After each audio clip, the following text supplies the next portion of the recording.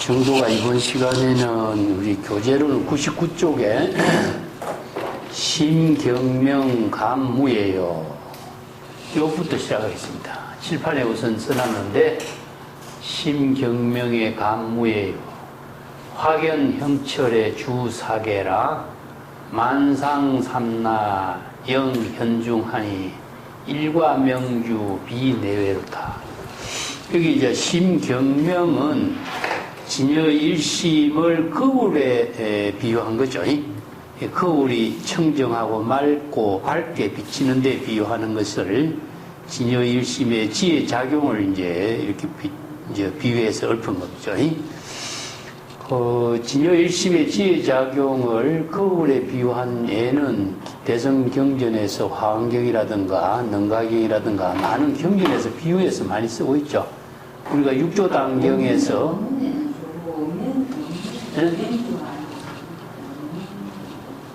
그렇습니까? 일과 원명이네. 내가 위에 내놓는 거였다.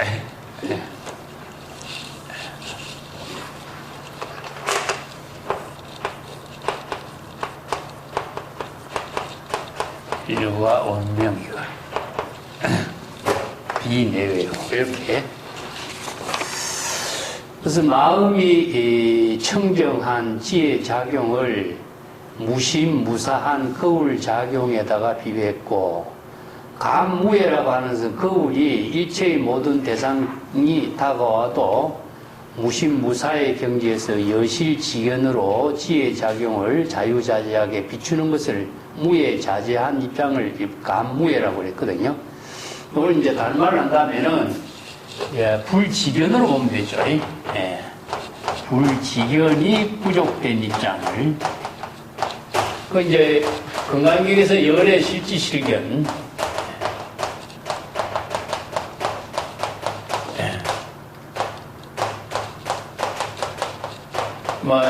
중국의 설에서는 이걸 정법안장 이렇게 여러 가지 표현하고 있는데, 마음이 맑다, 청정하다라고 하는 것을 거울에다 비유했지만은 진여일심이 거울로 작용하는 것, 또 무예자재하게 거울로 비치는 것은 방편의 지혜를 실행하는 능력이죠, 그죠? 그죠? 이제 궁극적으로 법화경에서 재불의 지견, 이게 여실지견, 열애가 중생의 일체법을 여실지견해서 정법의 안목으로 방편의 지혜를 비추는 능력을 이렇게 설법으로 표현하고 있죠. 그래서 이제 여실지견의 그 실상을 표현하는데, 이 화엄경에서 이걸 해인산매라고도 하고, 수미산을 중심으로 해서 8가지 바다가 있는 것이 이제 우리가 동해서의 이런 바다가 아니고 수미산을 중심으로 하는 바다를 해인산매라고 합니다. 그 8해죠. 8개 바다가. 이게 우주의 전체의 모습이 이 바다에 도장을 찍은 듯이 그대로 나타나고 있는 모습은 무엇이냐 하면은 진여일심의 지혜 속에서, 열애의 지혜 속에서 사바세계의 일체 중생의 제법 실상을 여실지견하는 거거든요. 그 뭐냐면 지와 견이라고 하는 것은 여겁하게 이런 뜻이고 여실하게 이런 뜻이죠. 이게 정법으로 볼 수 있는 능력을 여겁하게 알아야 여실하게 진실상을 볼 수 있는 능력을 갖추는 것이 바로 재불열애가 불지견을 구족하는 것이고, 정법의 안목으로서 일체법을 여실지견하는 능력이죠. 그래서 방편의 지혜를 제시할 수 있는 능력을 부족한 것을 이렇게 표현하는데, 거울에다 비유한 거죠. 그 99페이지 맨 밑에 단을 보면은 화엄경에 있는 구절을 한번 볼게요. 마음은 마치 청정한 명경, 거울 같은데 마음작용, 마음속에 일어나는 여러 가지 망상의 작용을 그대로 비출 수는 없다. 진여일심의 거울이 청정하면 마음의 근원을 분명하게 깨달아챌 수 있다. 그래서 그 유명한 법문 육조단경에 신수와 해능의 깨달음의 노래를 심계로 읊은 것이 심려 명경 때, 이런 말이지. 마음은 마치 거울, 명경과 같다. 이게 비유한 이제 영경이라고 표현하죠.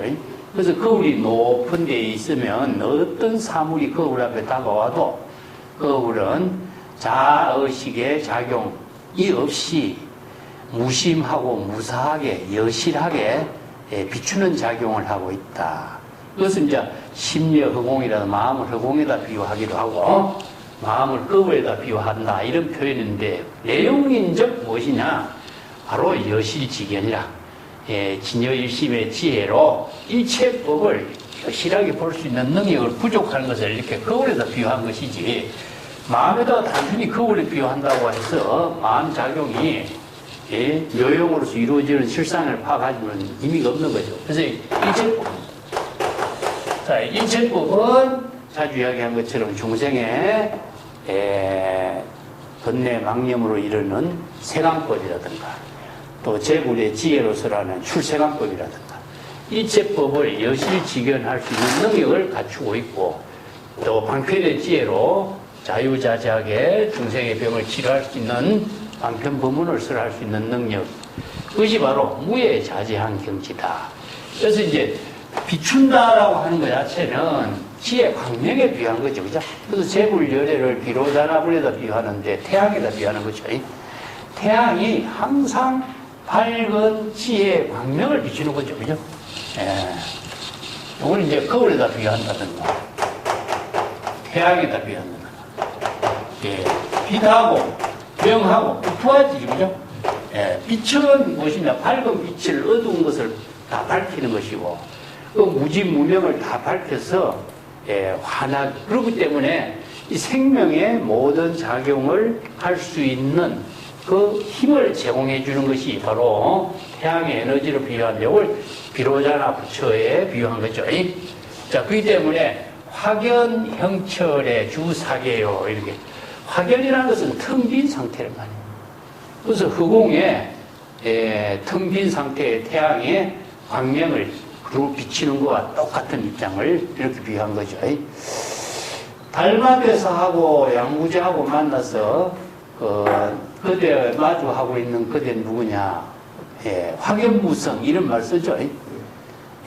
당신은 훌륭한 성자가 아닙니까? 하니까 당시 중생심으로 범부와 성자를 구분하는 모든 망념을 텅 비운 입장이 확연무성이라. 성이라고 하는 것은 범부와 성인을 구별하는 망념을 텅 비웠다는 뜻이거든요. 그래서 진여일심의 지혜는 텅 빈 진여일심의 지혜는 성자도 없고 범부도 이런 차별 분별심이 없는 경지다. 그래서 확연은 공의 상태를 말합니다. 일체 공의 경지에는 형철 아주 밝게 텅 비춰지어서 사바세계 일체 법계의 중생의 세계에 두루두루 밝은 광명을 비추는 것과 같다.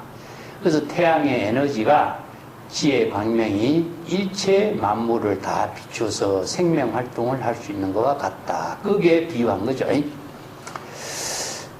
형철은 구설이 투명하고 맑아서 밝은 빛을 비추는 것을 형철 이렇게 비유하고 있습니다. 진여일심의 지혜 광명이 바로 사바세계 일체 법계 중생세계뿐만 아니라 법계까지 두루 비추는 것. 이걸 이제 화엄경에서는 보조 광명이라고 하죠. 그죠? 이걸 이제 보조 광명.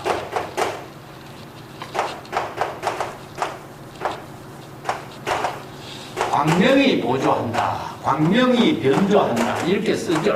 광명 변조. 광명이 보조한다. 인데 이 두루두루 법계에 두루 비치기 때문에 일체 중생이 그 지혜 광명의 빛을 받아서 모두 깨달음의 지혜로운 생명으로 묘용을 이룰 수가 있다. 이게 바로 이제 제불열애의 방편법문을 이렇게 비유한 거죠.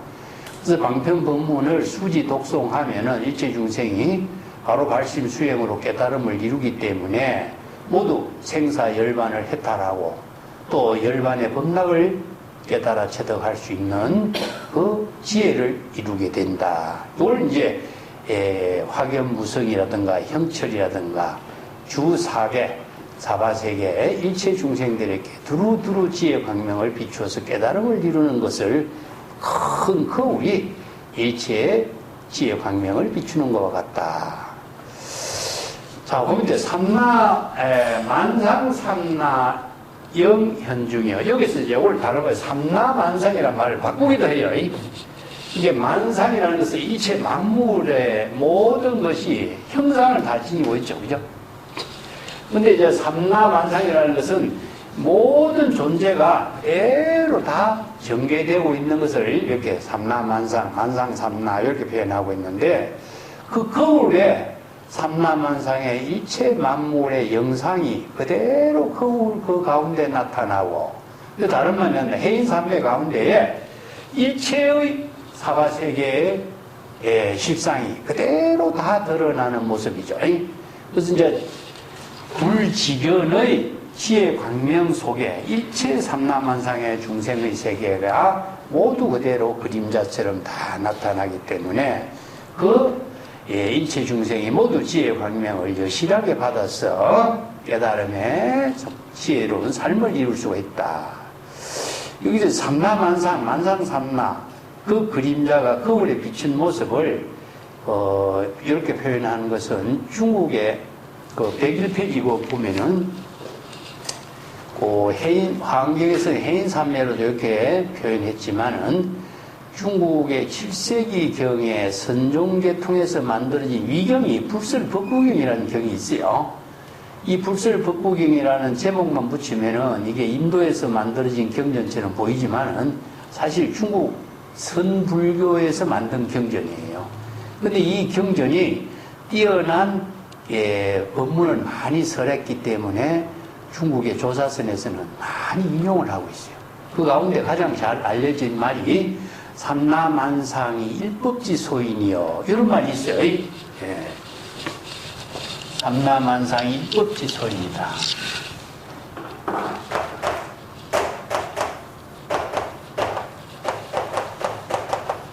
그래서 일법이라고 하는 것은 삼라만상 일체의 만물이죠. 그죠? 현상계에 나타나고 있는 시방세계의 일체의 만물이 모두 다 일법지소인이다. 일법의 진여일심이다.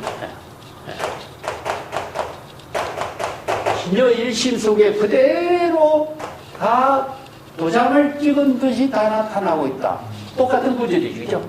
그래서 이게 불설법구경의 구절의 법문에 의거해서 이런 개송을 엮은 거예요. 그래서 이 그림자처럼 나타난다 하는 것은 어디에 나타나냐? 거울에 나타나는 모습이죠. 근데 이 거울이 뭡니까? 진여일심의 지혜의 거울에다 비유했잖아. 그래서 재불열애의 불지견. 이것은 이제 태양의 비로자나불 아니면은 불지견. 여기서는 거울. 이렇게 비유한 거죠. 그래서 일법지소인 진여일심의 거울 가운데에 도장을 찍은 것처럼 다 나타나고 있다. 어떻게? 바로 불지견을 말이에요. 정법에 안목이 없는 사람은요, 이 대상 경계로 사물을 보지만은 재불열애의 지혜는 정법에 안목을 부족하기 때문에 일체법을, 일체 만물 삼라만상의 모든 존재를 여실지견하는데, 여실지견하는 모습을 어떻게 보고 있느냐? 바로 그림자가 비춰진 모습처럼 실상을 그대로 보고 있는 거죠.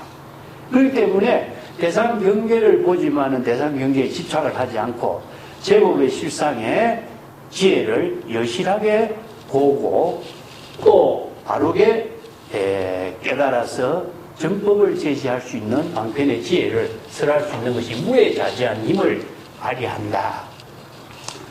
그래서 삼라만상 일법지소인이라는 이 말인데, 일법이라고 하는 말 자체가, 야, 일법지소인. 나도 이 말이 굉장히, 일법지소인이란 말이 뭘까? 많은 사유를 했는데, 이런 법문을 해결할 수 있는 가르침이 유마경에 있어요. 그래서 일법이라든가 하는 것은 불의 법문이죠. 그죠? 그래서 진여일심법을 말해요. 그래서 법은 전부 다 불교에서는 제법 실상법이라든가 진여법이라든가 이것을 법이라는 말로 표현해. 근데 진여라든가 제법 실상이라든가 일심법이라든가 불의법이라든가 이런 말을 법이라는 말을 쓰는데 법은 전부 다 진여일심이 지혜로 이루어진 경지를 표현해요. 그래서 불교는 법의 종교라고 하는 것인데 그 법의 종교는 뭐냐? 진여 일심이 지혜로 이루어진 종교라는 뜻이에요. 그래서 법의 종교라. 왜 법의 종교냐? 이런 말 많이 의심을 하죠. 그죠? 정법으로서 진여일심법의 정법으로 이루어진 종교. 진여일심법이 지혜로 이루어지는 종교. 이게 법이 무엇이냐? 바로 객관성을 갖고 평등성을 갖고 일체 중생들에게 똑같이 여여하고 여법한 지혜를 깨달아 체득할 수 있는 논리체계가 정확하게 제시될 수 있는 힘을 제공해요. 이게 이 법이기 때문에 평등이 되는 거죠. 그래서 이제 진여일심법이 평등하기 때문에 건강에게서는 뭐라 그러죠? 이 법은 평등하여 무유고하다. 그러나 그죠? 그죠?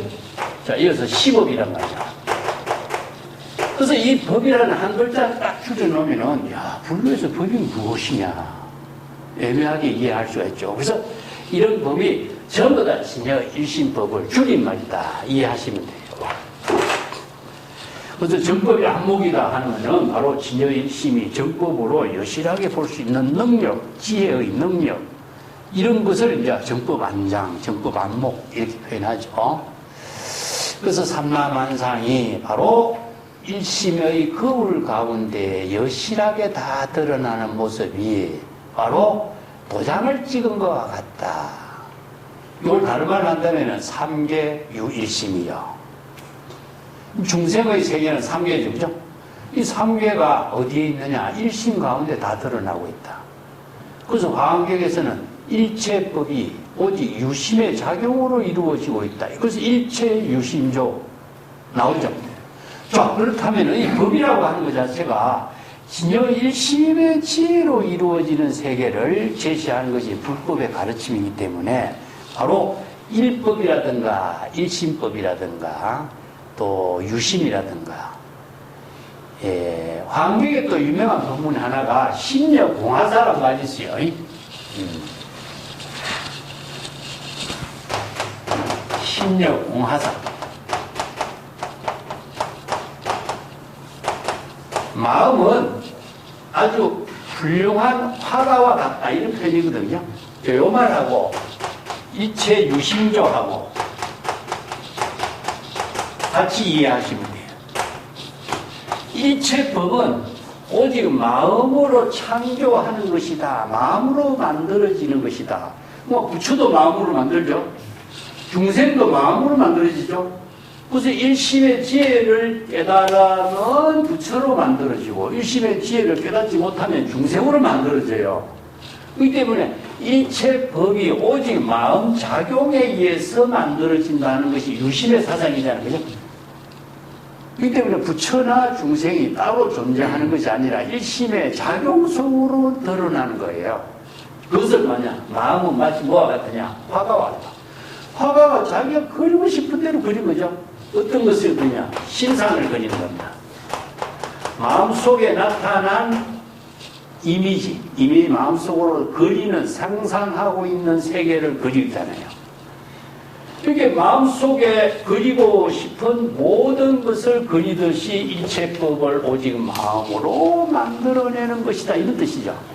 그래서 일체유심조나 심려공화사냐, 이거 전부 화엄경에서 쓸 법인데, 그래서 일체만법은 유심이다. 일체만법은 오직 마음으로 만들어내는 세계다.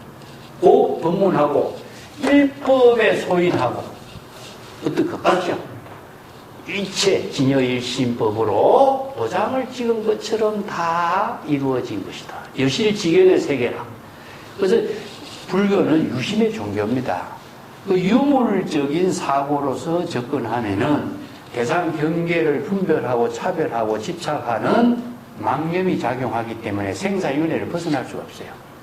유심이기 때문에 대상 경계를 모두 초월하고 무심무사하고 법공의 지혜를 이룰 수가 있어요. 그렇기 때문에 또 하나는 유심은 무엇이냐? 일체의 망심을 비울 수 있는 지혜를 이루게 하는 힘이 있어요. 이 때문에 대성불교에서 공의 실천사상을 제시하고 있거든요. 번뇌망념을 비우라 이런 말을 하잖아요. 번뇌망념을 비우라 하면 비워지겠어요? 그래서 이 불교의 공사상의 어려운 점은 화엄경에서 설하는 유심의 사상하고 공사상을 같이 공부하고 실천해야만이 공의 실천을 할 수가 있어요.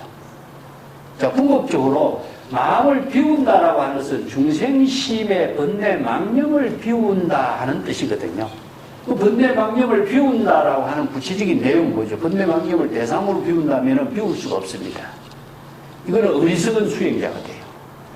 그렇기 때문에 자, 반야경에서 공사상의 법문을 제시해놓고 훌륭한 반야의 지혜를 이루도록 반야의 경제의 법문을 굉장히 다양하게 설법했는데, 그렇다면 공의 구체적인 실천법을 어떻게 해야 될 것이냐 하는 문제점에 낭만이 딱 부딪힌 거예요.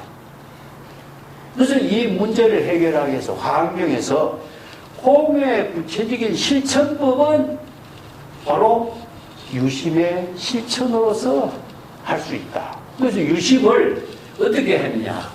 발심입니다. 유심은 즉 발심입니다. 그렇기 때문에 초발심을 함과 동시에 중생심이 불심으로 바뀌죠. 이게 중생심을 비우는 것은 유심의 실천에 의해서 중생심을 본래, 진여, 자성, 열애장, 불성, 불심으로 전환하는 것이 비우는 겁니다. 근데 비우려고 하면 비우지지 않아. 그렇기 때문에 번뇌망령을 끊으려고 하지 말고 진여 본심을 깨달아 체득하라. 이렇게 열반의 경제를 깨달아 체득하라. 그러니까 번뇌망령을 끊으려고 하지 않고 열반의 경지를 깨달아 체득하다 하는 유마경의 법문도 유심의 실천으로 이루어지는 대성불교의 수행이에요. 그래서 오늘 이제 유심은 구체적으로 어떻게 실행해야 될 것인가. 그래서 화엄경의 법문 세 가지가 일체유심조의 법문, 마음은 화가와 같다라고 하는 법문, 이것을 복의 실천으로 어떻게 해야 되냐. 자, 한마디 더 있죠.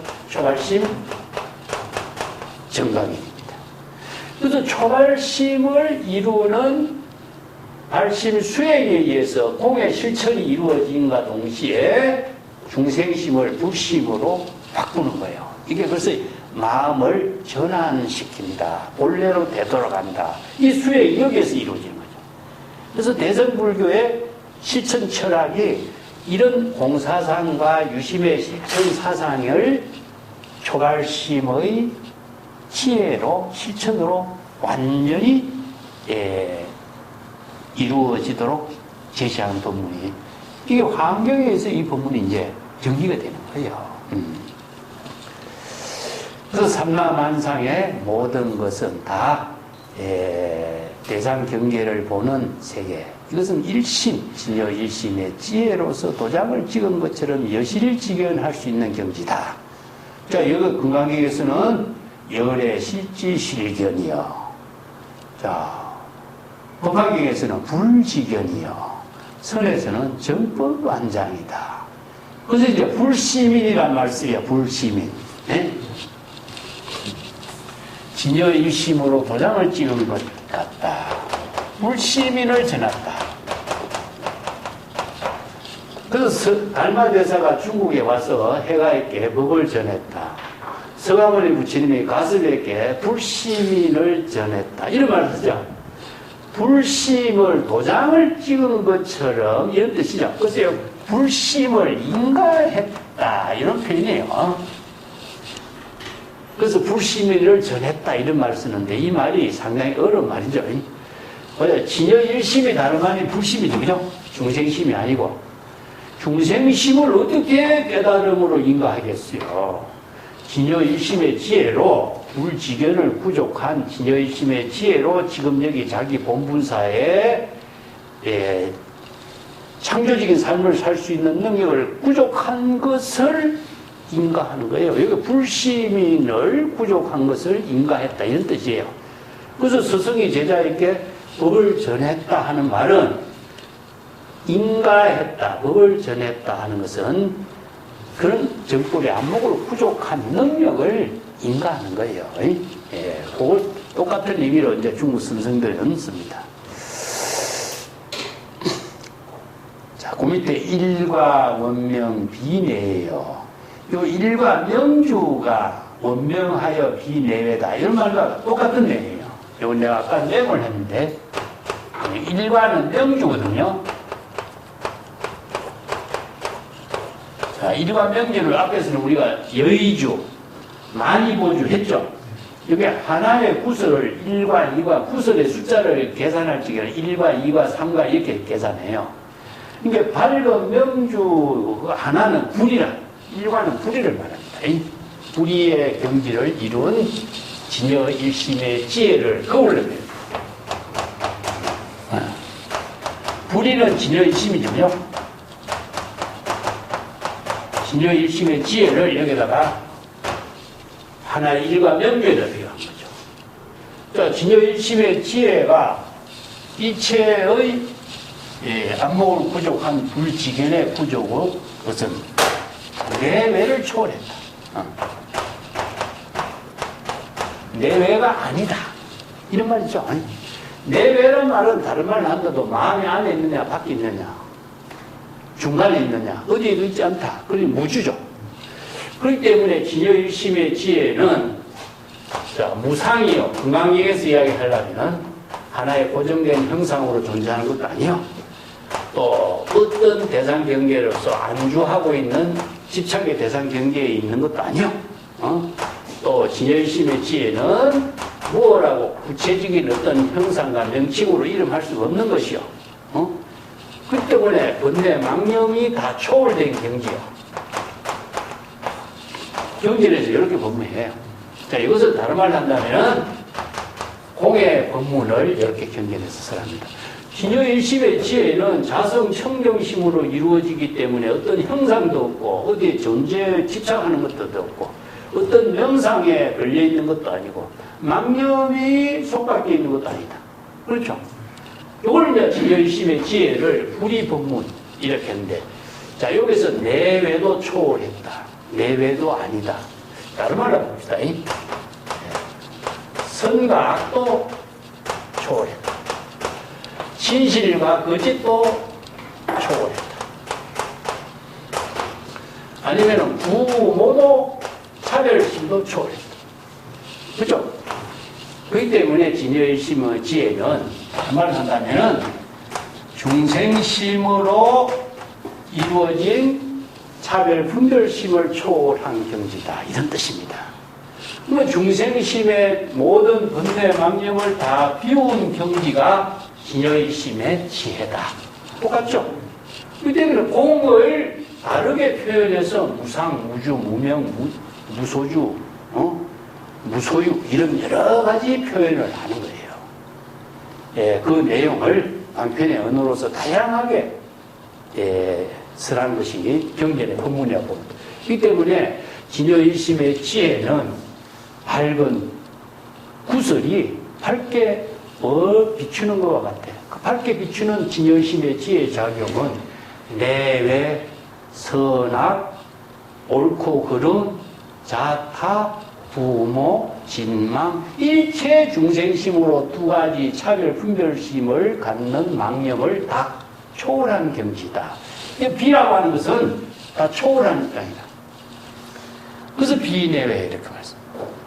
자, 이런 구절들이 전부 다 한자로 써놨지만 한자로 쓴 그 정도가의 법문이나 신신마의 법문이나 선생들의 법문들이 전부 다 진여일심법의 논리체계 위에 설해져 있습니다.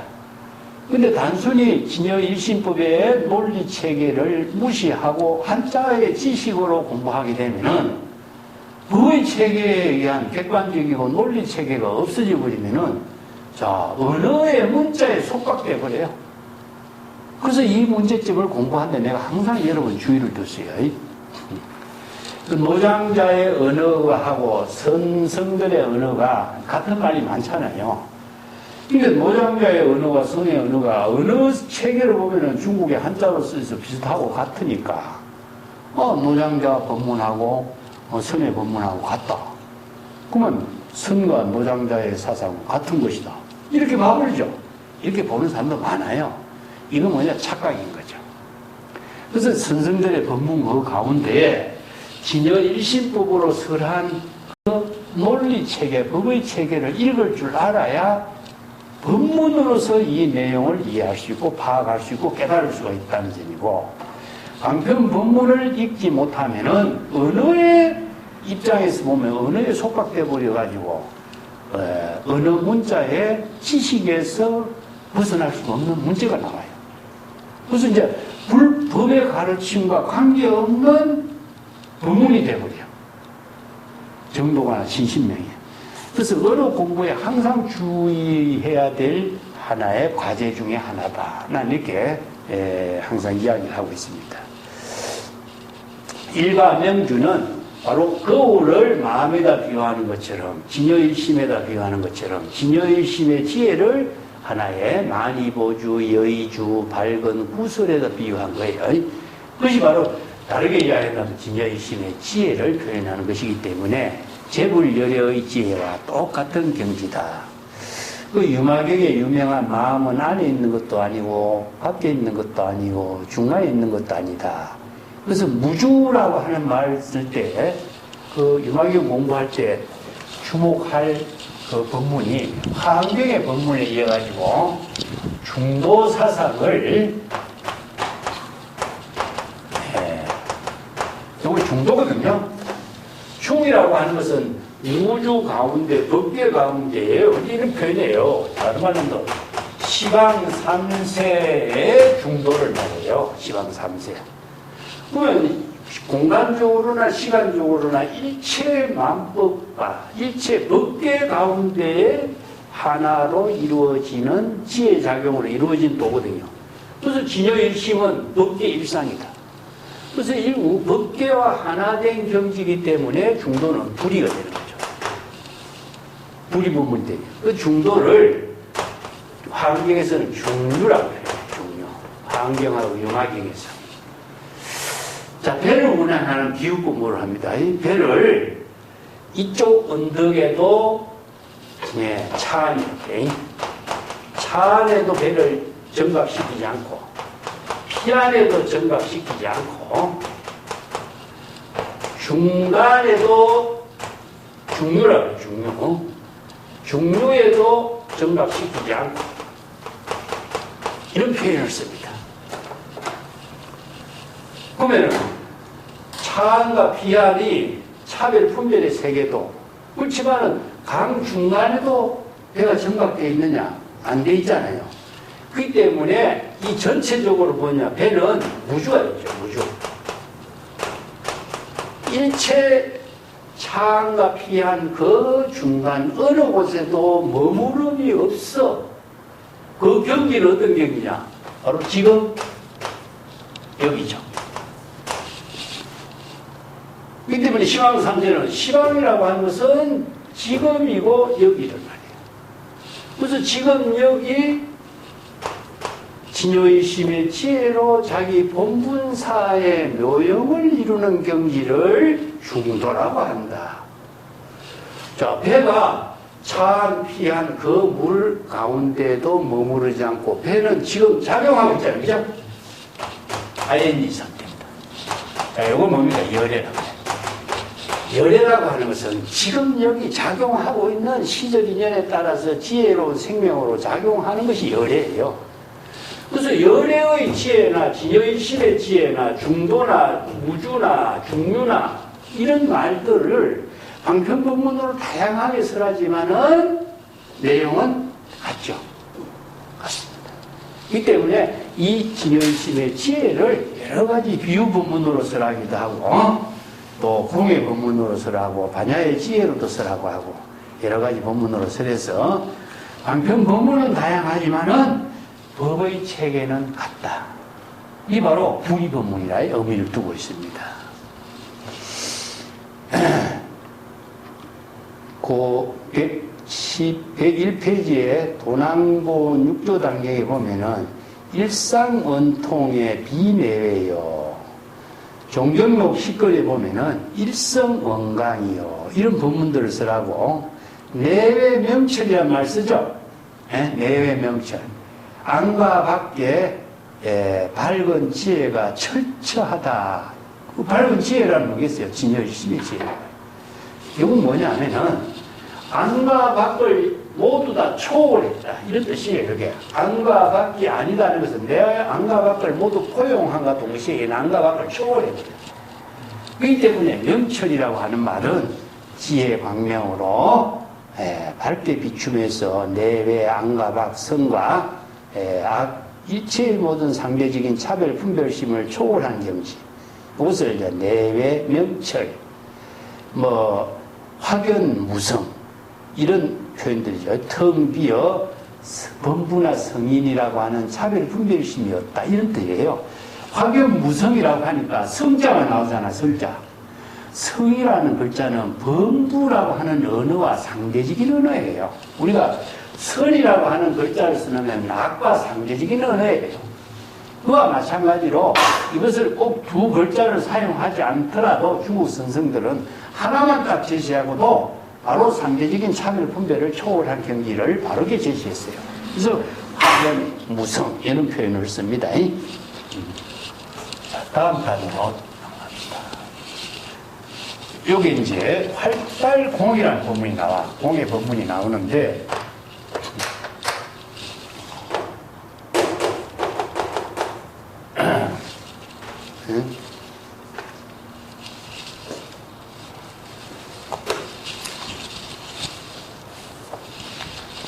자, 활달공에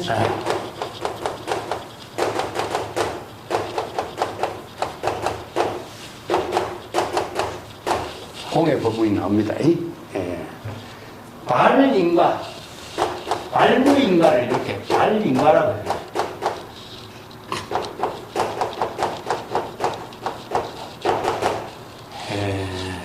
인과의 도리를 무시한다 이런 말이 발무인과라고 그래요. 유명한 백장의록의 전백장, 후백장이 여우가 돼서 법문을 듣는 이야기가 몽말이 나오죠, 그죠? 그래서 이제 큰 수행자도 인과에 떨어집니까?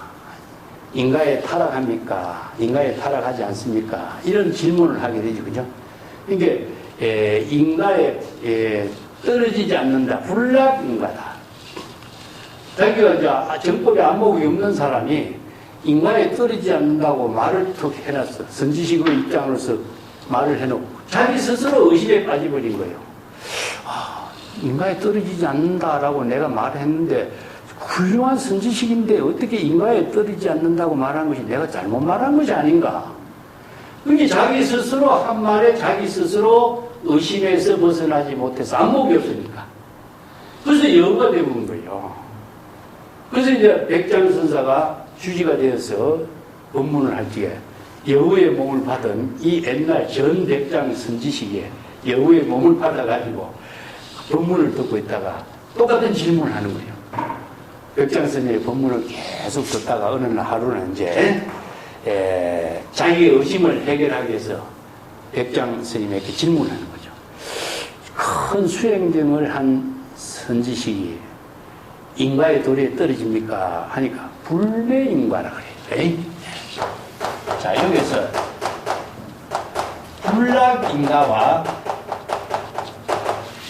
불매인과 이 두 가지를 씁니다. 요거는 이제 전백장 앞에 선지식이 이제 자기가 불락인가라고 말을 해놓고도 자기가 의심에 빠져서 여우가 된 거예요. 그래서 이제 후백장에게 자기가 여우의 몸을 벗어날 수 있도록 질문을 했을 적에 후백장 선사는 인가에 목매하지 않다, 인가에 어둡지 않다 이렇게 질문해요. 그럼 인가에 떨어지지 않는다는 게 있어 보니까 단정이죠, 그죠? 단정한 거예요. 안목이 없는 사람이 안목이 있는 것처럼 거짓말로서 단정해버린 거죠. 근데 그러니까 자기 스스로 그 의심 속에서 자기가 여우가 된 것을 이렇게 비유한 거죠. 그럼 불매인가는 뭡니까? 백장선사는 불매인가다. 여우의 인과에 어둡지 않다 하는 뜻은 뭐죠? 정법의 안목을 부족하고 있다 뜻입니다. 인과의 도리에 타락한다 하는 것은 단정적인 것이고 단면상에 떨어진 것이고 정법의 안목을 가지고 있어서 아무리 큰 수행자도 인과의 도리를 벗어날 수가 없지만은 인과의 도리에 어두운 중생으로서 살지는 않는다. 인과의 도리를 불지견으로서 여실하게 볼 수 있는 안목을 갖고 있기 때문에 인과의 도리에 타락하지 않는 능력을 갖추게 되는 것이다. 이런 뜻이에요. 자, 이 말의 차이점을 갖고 인가, 발무인가라는 말씀입니다. 잘못 이해하면 뭡니까? 인가를 무시해서는 안 됩니다. 아무리 큰 수행자라도 인과의 도리를 무시해서는 안 된다. 이런 뜻이에요. 아시겠죠? 공의 경지를 깨달아 체득했다고 할지라도 훌륭한 선지식이잖아. 그렇지만은 이 사람이 아무리 훌륭한 선지식이라고 할지라도 인과의 도리를 무시해서는 안 된다. 인과의 도리를 부정해서도 안 된다. 인과의 도리에 타락하지 않는다고 단정해서도 안 된다. 그 대신 인과의 도리를 판단할 수 있는 정법의 안목을 부족해야 된다는 입장이에요. 자, 정법의 안목을 부족하면 어떡하죠? 인과에 타락하지 않는 능력을 스스로 갖게 되고 인과의 도리에 타락하지 않는 방편의 지혜를 스스로 갖게 되고 인과에 타락하지 않는 생사윤회의 업장을 초월할 수 있는 지혜를 스스로 체득할 수 있는 능력을 갖게 돼요. 그런 능력을 갖추도록 불매인과란 말을 써납니다. 요 똑같은 말, 비슷한 말 같지만은요, 엄청난 차이가 나죠. 그래서 이 법문을 듣고 여우의 몸을 벗어나요. 그래서 궁극기는 뭡니까? 바로 정법의 안목을 부족하는 것이 진정한 수행자다, 이런 뜻입니다. 그래서 우리가 수행해서 도를 깨달았다, 선지식으로부터 인가를 받았다. 근데 인가를 받고 도를 깨달은 내용이 뭐냐고 물으면 뭐라고 대답하겠어요? 예? 그냥 뭐 이렇게 전명에서 도를 짜는 거 하나 받았다고 해서 그것으로 내보낼 수가 있겠어요? 의미가 없어요. 지금 여기에서 생사윤회를 해탈하고 방편의 지혜로 창조적인 삶을 보살도로 실행할 수 있는 공덕행을 능력을 발휘할 수 있는 힘이 뭐겠어요? 안목이 안목. 안목이 없는 사람은 수행자라고 할 수 없는 거예요. 몇십 년을 수행했다고 해도 안목이 없는 사람은 수행자라고 할 수 없어요. 여기서 그만이야. 공의 경지를 깨달아 체득한 사람은 인과의 도리를 무시하지 않는다, 이런 뜻입니다.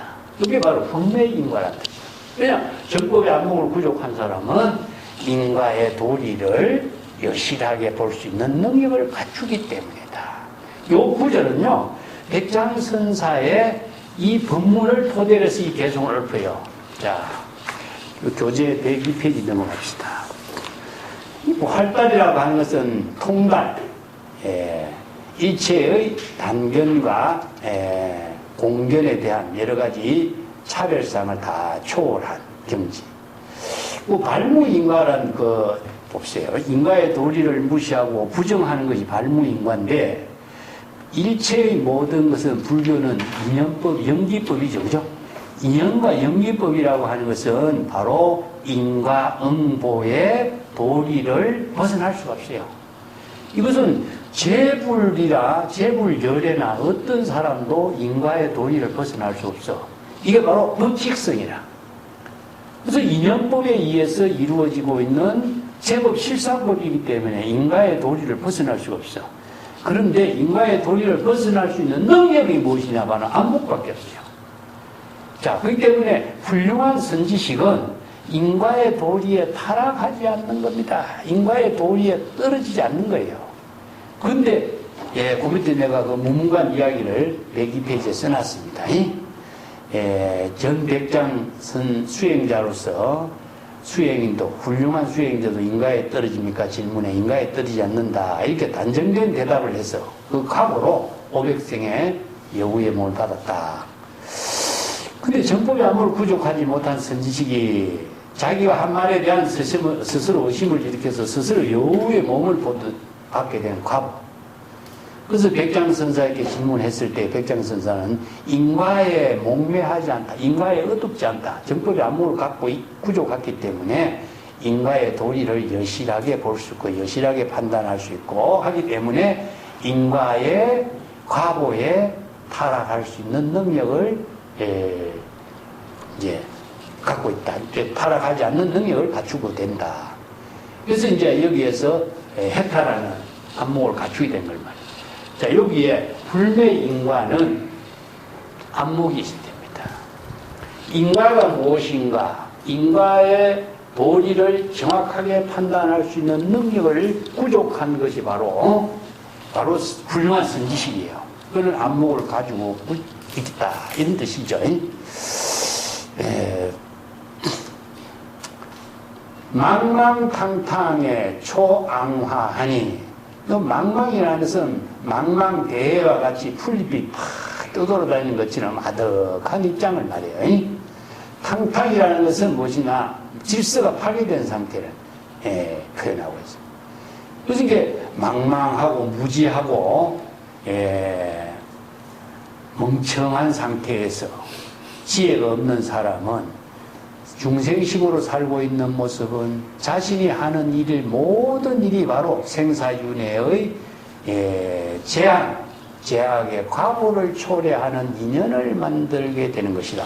정법에 안목이 없는 사람은 지금 여기 자기가 하는 일이 바로 모든 일이 바로 생사윤회의 과보를 초래하는 업장을 만드는 일이다. 이런 뜻이에요.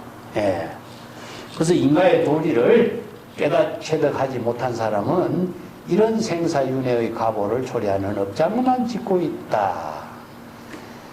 이게 이제 반야의 사상을 잘못 이해하면은 허무 아니면은 단멸론, 반무론이라든가 이런 것은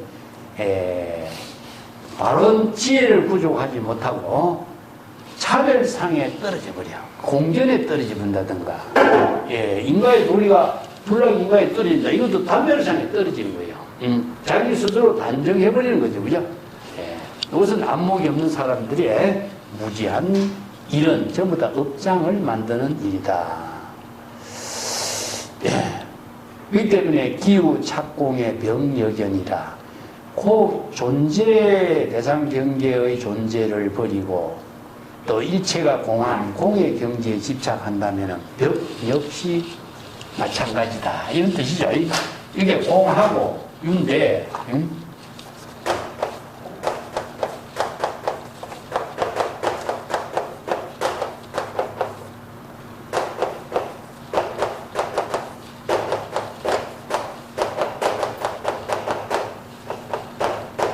자, 여기에서 유와 공 이런 표현을 썼죠. 그죠?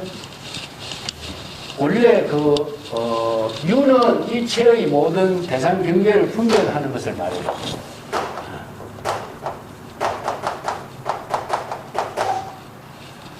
이걸 이제 지유라고 해요. 대상 경계가 존재하는, 그러니까 유라고 하는 것은 모든 대상 경계를 존재하는 실상을 유라고 표현하는 거죠. 그럼 공은 무엇이냐? 일체의 모든 대상 경계가 공이다. 이건 부지유. 그리고 원래 지유와 부지유 이렇게 표현해요. 중국 선생들은. 그래서 이제 중생은 지유요. 재물은 부지유다. 이런 표현을 하는 거죠. 중생은 모든 자의식으로 육권이 대상 경계, 육진의 대상 경계를 전부 다 분별하고 집착하고 착각하기 때문에 대상 경계가 있다는 사실로 집착을 하는 걸 지유라고 해요. 근데 이 유를 버리고 대상 경계를 떨쳐버리고 공에 집착한다 하는 것은 유와 공이라고 하는 상대적이 돼요. 이걸 가면 유와 무가 되는 거죠. 유와 무 하나를 선택하는 것이 되겠죠. 그죠? 이건 치사 선택의 문제가 나오겠죠. 그죠?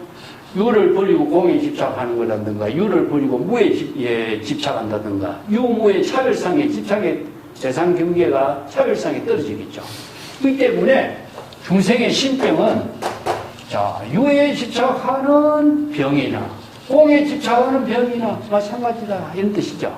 그렇기 때문에 유와 무, 유와 공 이것을 선과 악, 자타, 부모, 일체의 상대적인 차별 분별 수임을 한꺼번에 다 비우지 않으면 안 된다. 이런 뜻이죠.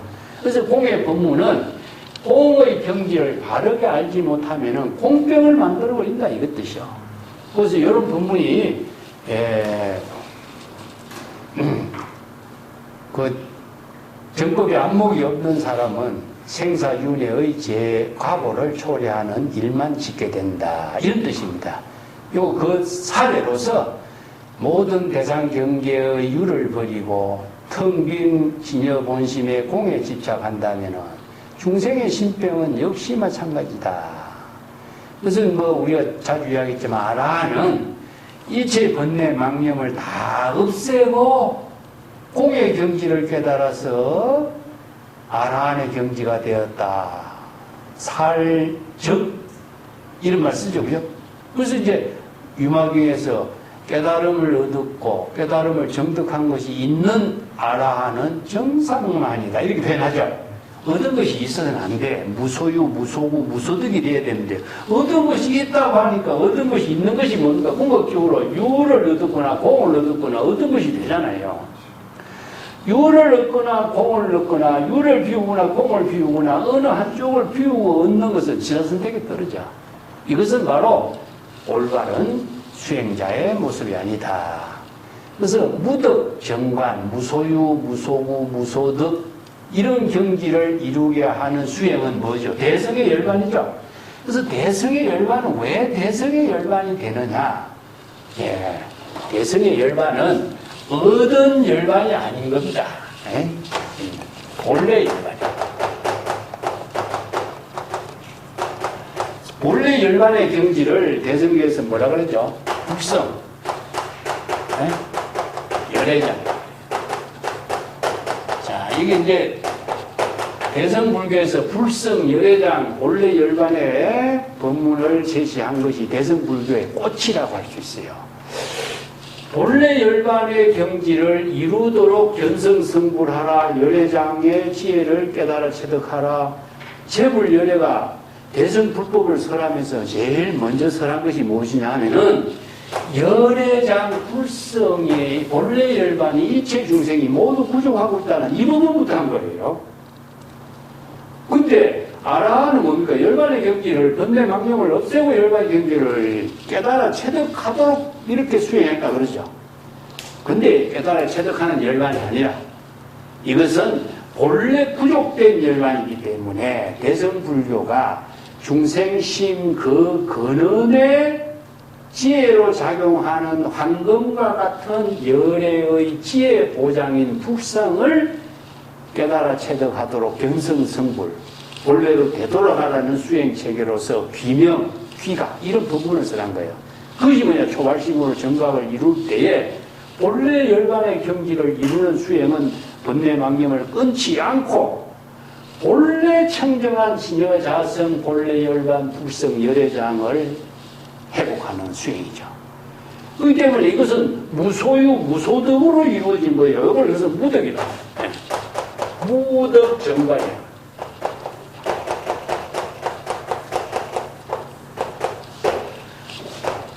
이거 무덕은 뭡니까? 무소득이죠. 그죠? 이것은 얻은 대상이 아니라 본래 있는 것이니까 깨달아 정득해서 얻은 것이 아니라 본래 부족되어 있는 것을 깨달아서 본래 체득한 사실을 자기 스스로 본래로 되돌아가면서 이루어지기 때문에 얻은 것이 아니라 바른 지혜를 체득한 거죠. 이 정관이 뭐겠어요? 바로 정법의 안목이야. 그래서 대성불교의 수행체계하고 대성불교의 사상체계하고 대성불교의 보살도 정신하고 완전히 소성하고 다르죠. 그래서 이제 불교가 사실상 여러 가지 법칙성의 가르침을 제시했지만은 열애장 사상, 불성 사상의 법문을 통해서 대성불교가 꽃을 피게 되는 겁니다. 그 이전에 여러 가지 문제점의 한계를 극복하면서 끊임없이 사유하고 발전하면서 일체 중생이 본래 부족하고 있는 진여자성, 열애장, 불성의 본래 열반을 깨달아 체득하는 법문을 설한 것이 재불열애의 방편법문이에요. 그래서 법화경에서 불지견을 구족하도록 방편법문을 계시한 거다 이런 말 쓰죠. 그래서 일체 중생이 모두 방편법문을 수지독송해서 불지견을 구족하도록 설법하는 것이 바로 대승불교의 가르침이에요. 예, 부처만이 불지견을 구족하는 것이 아니라 일체 중생이 모두 불지견을 구족해서 재불여려의 지혜를 깨달아 체득하도록 하는 능력을 갖추도록 하는 거예요. 이게 바로 불법의 가르침이지 누구 한 사람을 위한 어떤 지식을 전하는 그런 가르침이 아닙니다. 그래서 이제 아라한의 여러 가지 문제점들을 극복하면서 대승불교가 완성을 이루는 거죠. 자, 유를 버리고 공에 집착하는 것은 중생의 신병 역시 마찬가지다. 그 103페이지 그 중간에 보면 중론 그 관행품에 재불의 공의 법문을 설한 것은 여러 고정관념과 편견 등 중생심의 삿된 견해를 타파하기 위한 것인데 또 다시 공에 집착한다면 재불도 그를 교화할 수가 없다. 이 한마디 유명한 법문 자주 제가 언급했죠. 예. 그 밑에 조론이라고 하는 책에도 보면은 반야의 문에서 공을 관찰하고 방편의 지혜의 문에서 유를 그니니 세속 중생이 살고 있는 진실된 존재의 세계에 머문다고 할지라도 처부터 제법의 본성의 공한 이치에 미혹하지 않기 때문에 유에 처한다고 할지라도 육진의 대상 경계에 오염되지 않는다. 유를 싫어하지 않고 공을 관찰하기 때문에 공을 관찰하면서도 정덕하지도 않는다. 이 법문이 바로 반야의 지혜를 이루는 유명한 조론의 법문이거든요. 이 법문을 유마경 보살품에 이런 법문이 있어요. 부진유의요.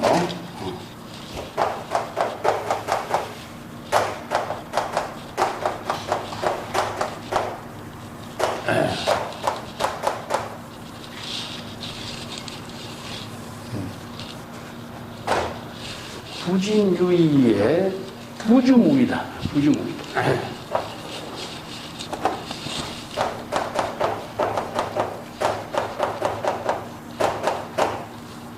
유마경이 이 법문을 해요. 유의라고 하는 것은 세속입니다. 세속. 중생의 세속에 살면서도 중생의 세속을 없애지 않는 거라. 그렇지만은 무의의 경지에도 안주한다. 깨달음의 경지에도 안주하지 않는다.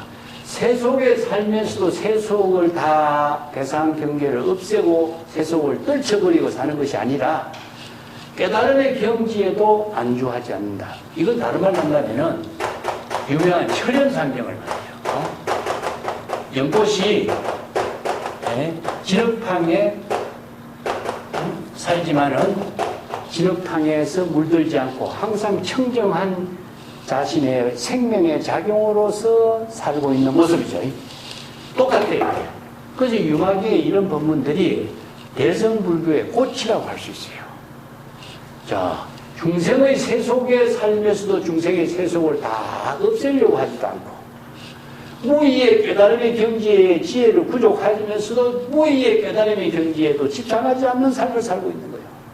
바로 중생의 사와 세계에 살면서도 진여의 심의 지혜로 자기 본분사의 삶을 살고 있다. 이 법화경에 이런 법문도 많지만은 자, 금강경에서 이 법문을 뭐라 그러죠? 무의법으로 이유차별이 어디겠습니까?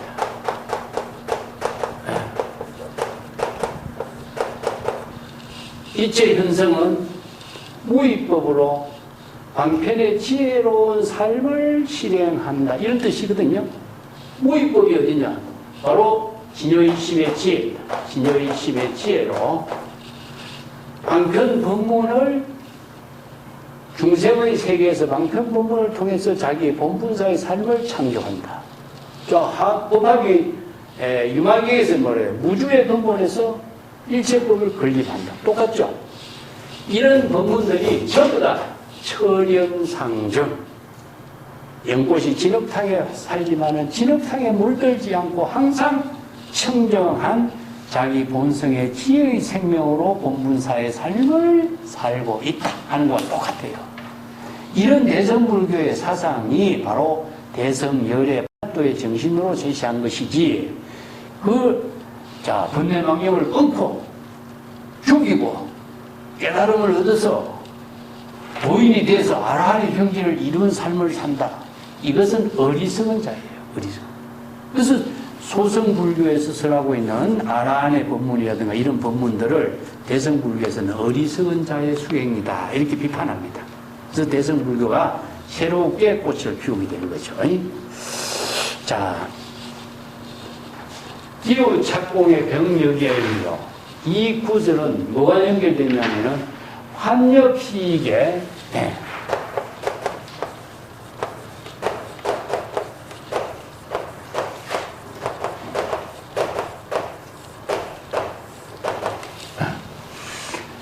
환엽시익의 이투하라라.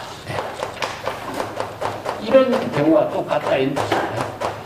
이게 물에 빠져서 죽는 것을 면했지만은 불에 타서 죽는 그 상황을 모면할 수가 없는 꼴과 같다 이런 뜻이에요. 이 두 구절은 같이 이해를 해야 돼. 자, 유를 버리고 공에 집착하는 것은 중생의 병을 만드는 것이요. 물에 빠져서 죽는 위험에서 벗어났지만은 불에 타서 죽는 위험에서는 벗어날 수 없는 것과 같다 이런 뜻이죠. 역시 차별 대상 경계에 집착하는 중생심의 번뇌망념에서 벗어나지 못하는 꼴이다. 그래서 중생의 신병을 이렇게 표현하고 있습니다.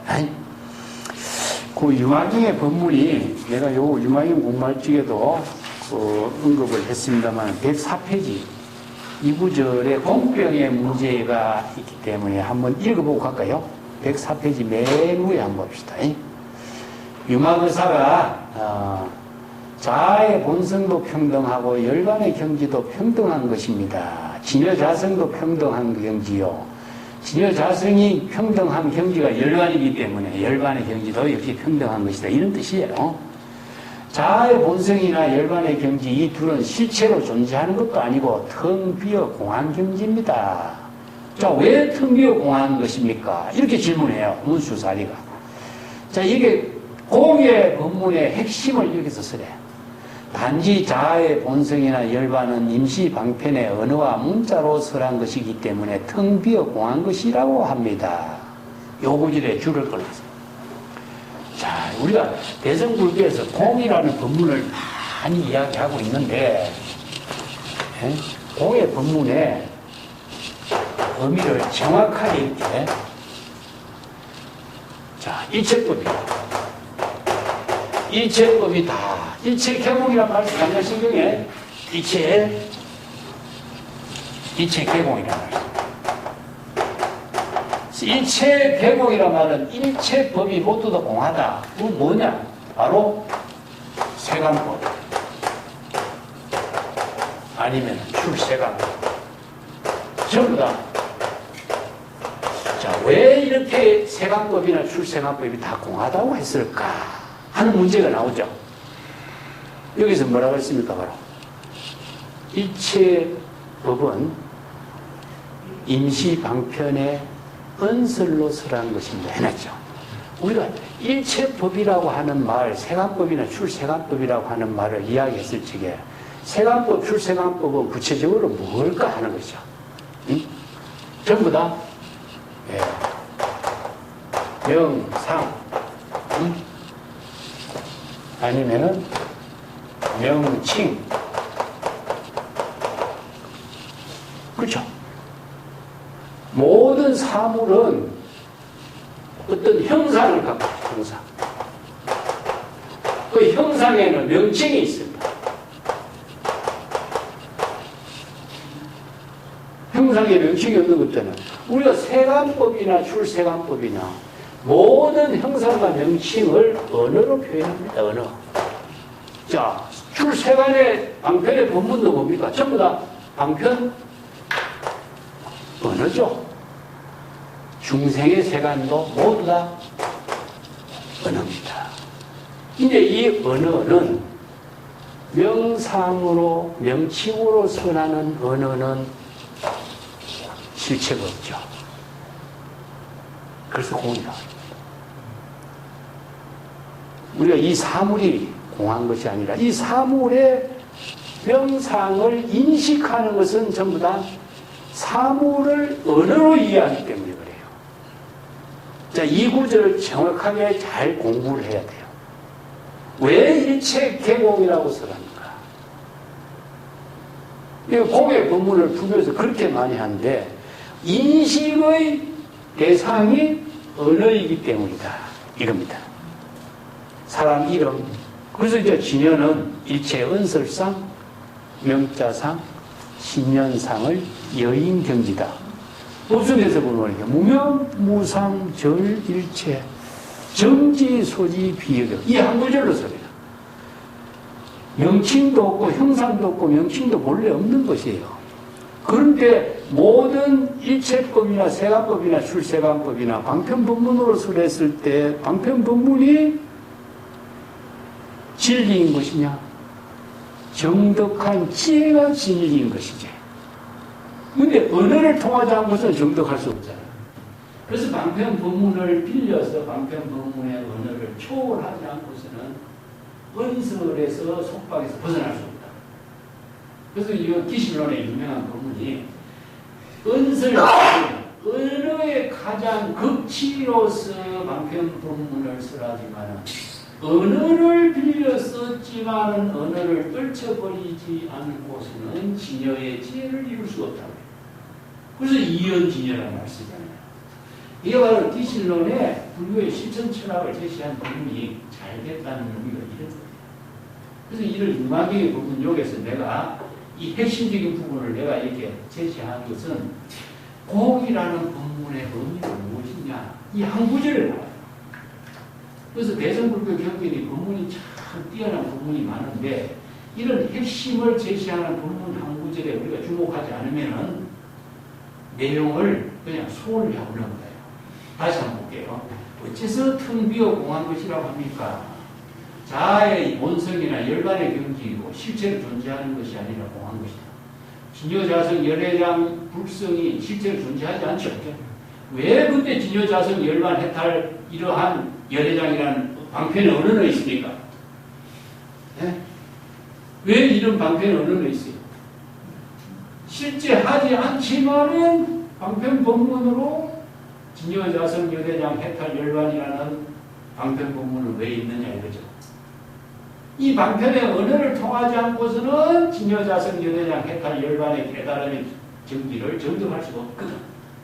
그래서 언어를 빌려서 수행하는 것을 방편 수행이라고 하고 언어를 빌려서 깨달아 정덕하면 정지 소지 비에 깨달아 정덕했을 적에는 일체 언어를 다 초월하는 정지. 그래서 이는 걔는 언어를 빌려서 언어를 떨쳐버리는 경지를 수행으로 해야 된다. 이런 뜻입니다. 자, 이런 법문이 참 어렵죠. 벌써 자아의 본성이나 열반은 임시 방편의 언어와 문자로서 설한 방편 법문이기 때문에 언어는 실체가 없는 것이기 때문에 텅 비어 공한 것이라고 설한 것입니다. 이와 같이 자아의 본성과 열반의 두 법은 실체로 존재하는 결정적인 본성은 없습니다. 본래 평등한 진여 본성의 지혜를 깨달아서 하면 다른 여러 가지 중생의 힘으로 분별하는 은매 망상의 신평도 없어집니다. 임시 방편으로 설한 공의 본문을 대상으로 의식하고 공의 본문에 집착하면 공병이 됩니다. 이 공병 역시 텅 비워야 합니다. 이게 나오죠, 그죠? 이 문제의 본문이 이 유마경의 본문에 나옵니다. 자, 이 유마경의 본문이 차원 높은 본문이 공의 본문을 쓰라고 공병이 되는 것, 공병에까지도 초월할 수 있는 지혜를 쓰라고 있는 본문이죠. 언어 그 자체가 실체도 없는 사실 언어는 소리밖에 없잖아요. 내가 지난번에 이야기했지만 언어는 두 가지로 구성되어 있다고 그랬죠? 소리도 있잖아요. 모든 것이 소리를 했어요. 이걸 성이라고 해요. 음성이 한 가지로 음성 이건 소리를 했어요. 두 번째는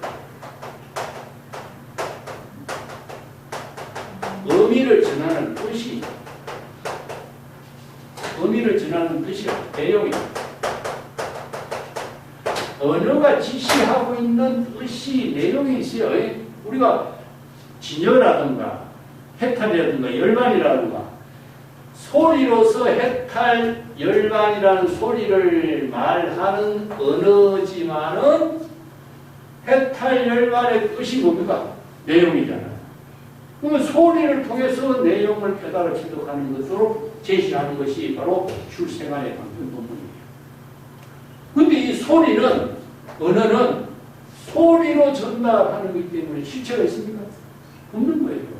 이 때문에 일체법은 전부 다 언어로 이루어졌기 때문에 공한 겁니다. 그래서 공이라고 합니다. 자, 인식하고 있는 내용일 뿐이지, 우리가 소리로 전달해서 뜻을 이해하면은 그것으로서 의미 전달이 끝나는 것이 되지. 언어가 실제로 남아있으면 어떻게 되겠어요? 언어가 대상 경계에 걸려버리겠죠. 그때 뜻을 전달하는 의미를 깨달아 체득하는 것이 정지 소집이에요. 그래서 무명무상절일체인데 그 무명무상절일체로 이루어지는 제법실상이라든가 해탈열반이 열애장 불성이라는 그 법문을 깨달아 정득하면은 일체의 모든 경지를 다 이루게 됩니다. 근데 언어는 실체가 없습니다. 그래서 언어는 공이다. 일체법은 다 언어로 이루어져 있기 때문에 공이다. 이런 부분들이 유만희의 이 한 구절의 법문 속에 다 있습니다. 그래서 우리가 법성계라든가 이런 것은 전부 다 대승경전의 사상체계를 압축해서 종합해서 읊고 있지만 그 내용을 구체적으로 이해하기 전에 이 경전의 법문하고 같이 이해를 해야 정확하게 자, 그 밑에 열반경에 반야경에 열반의 경지보다 더 수성한 그 경지가 있다고 하더라도 열에는 역시 하나와 같이 꿈과 같이 실체가 없다고 합니다. 열반의 경지도 진여자성 국성 모든 것이 하나와 같고 실체가 없지. 언어도 하나와 같고 실체가 없죠. 자, 임시 방편으로 제시했을 뿐이다. 이런 뜻입니다. 존재에 집착하고 대상 경계에 집착하고 버리고 공에 집착하는 것은 신병도 마찬가지입니다. 물에 빠져 죽는 위험에서 벗어났지만 불에 타 죽는 위험은 벗어날 수 없는 것과 마찬가지다. 이 법문으로서 자 105페이지 내가 신신명 공부하면서도 이 구절 나와 있습니다. 중생 신신명의 중생심의 망념을 없애려고 하면 번뇌 망념에 빠지고 공의 법문에 따르면 공의 법문을 이별하게 됩니다. 이 법문하고 똑같아요. 어느 한쪽을 대상 경계로 추구하면 집착하는 대상 경계가 바로 망념의 대상이 되기 때문에 그래서 정법의 안목을 부족하지 못한 수행자는 정법을 여법하게 실천 수행법을 알지 못하기 때문에 중생심의 번뇌 망념으로 생사윤회하는 보통의 업장을 만들 뿐이다. 정법의 안목을 중생심의 신병과 공병을 판단하고 발심 수행해서 본래 청경한 진여 본심을 회복하는 것이 바로 초발심으로 정각을 이루는 발심 수행이다. 내가 이 초발심으로 정각을 이룬다 하는 이 법문하고 근데 열에서는 자각성지라는 법문하고 자주 쓰는 것이 중국 선생들의 도노견성의 근거예요. 도노견성이 그냥 이루어지는 것이 아니라 정법의 안목으로 망념을 자각했을 때 도노견성이 이루어져요. 근데 도노견성이란 말은 많이 아는데 도노견성을 구체적으로 어떻게 해야 된다는 것을 모르고 도노견성 수행을 하고 있잖아요. 근데 이게 경전의 법문을 토대로 두지 않고 수행하면은 사도가 되고 외도가 된다. 이런 뜻입니다. 자, 다음 구절. 사망심의 친진이다. 다음 구절 봅시다. 이 구절 참 중요한 내용입니다.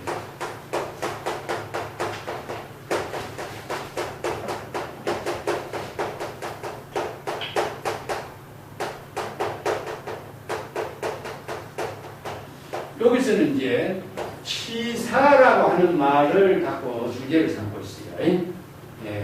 치사지심 선교인. 그래서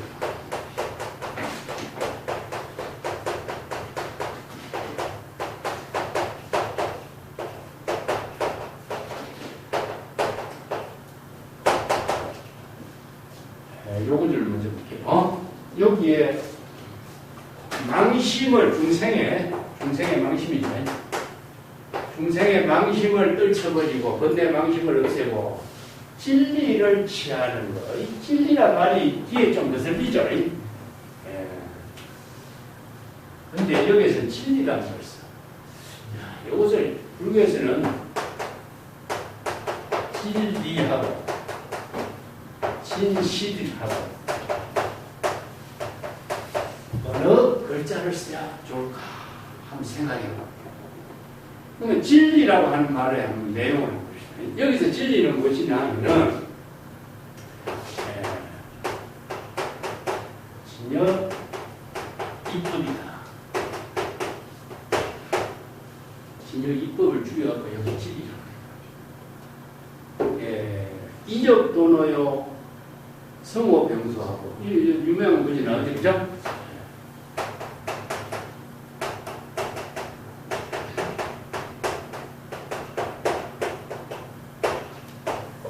수능경에 유명한 구절이 나와요.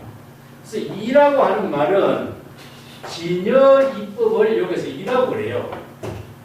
그래서 이제 진여 이법을 깨달아 체득하는 것은 도노 초발식으로 정막을 이루는 도노 견성으로만이 이루어진다 이런 뜻이거든요.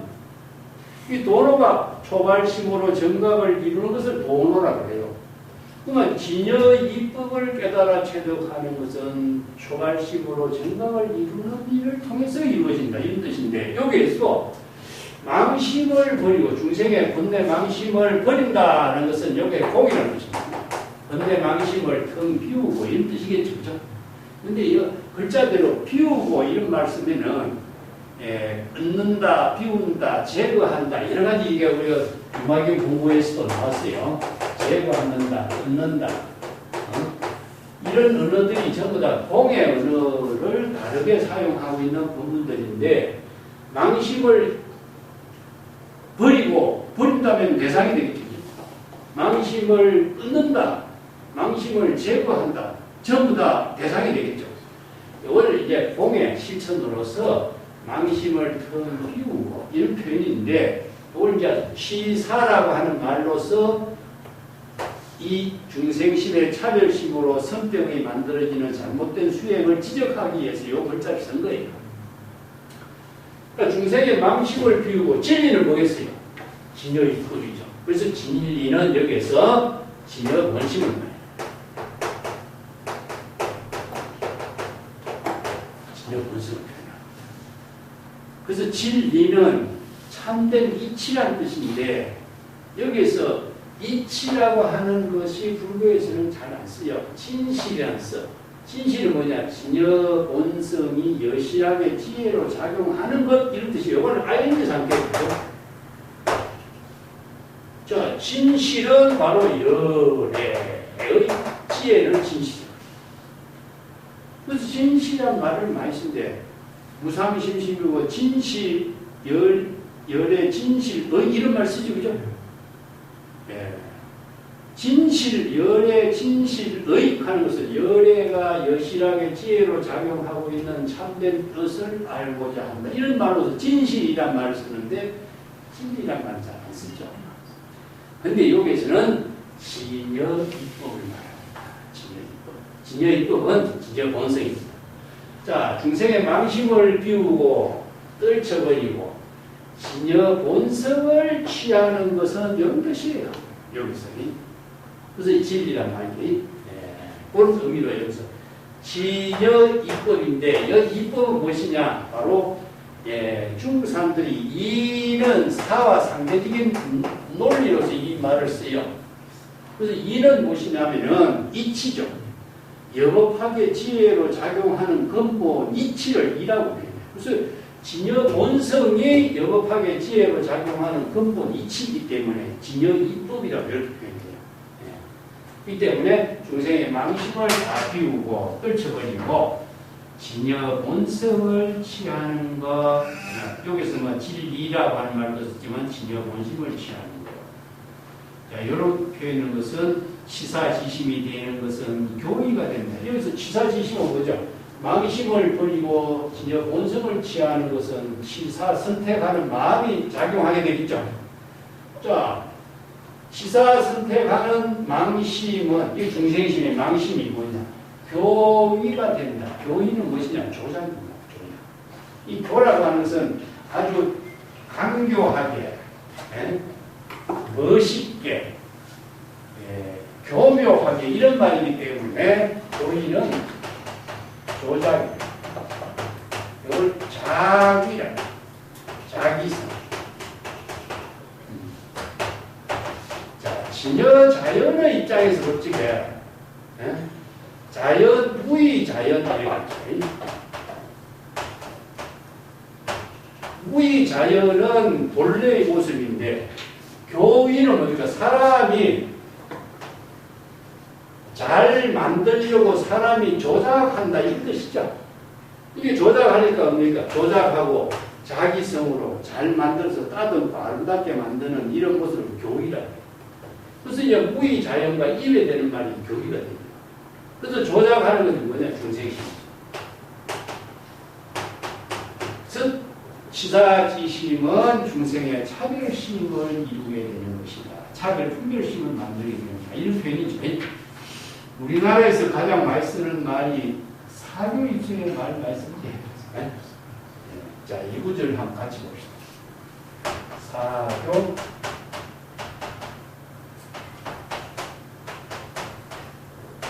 우리가 선방의 단적에도 항상 이 구절을 강조 많이 하고 있죠. 교학을 버리고 참선 수행을 해야 된다. 이런 의미죠. 그런데 이 말은 수행자에서 이런 말을 해서는 안 됩니다. 이게 치사지심이 되도록 합니다. 그래서 이제 교와 선이라는 것을 구분하는 것도 분별심에 떨어진 것이고 또 교를 버리고 선을 공부하라 하는 말도 대상 경계를 구해서 차별심에 떨어지게 하는 수행자를 만드는 것입니다. 이것은 교육상으로도 맞지 않는 말. 이런 말은 불교 사상에서는 없어야 되는 말입니다. 그 치사지심, 치사선택하는 중생의 망심이 되는 것입니다.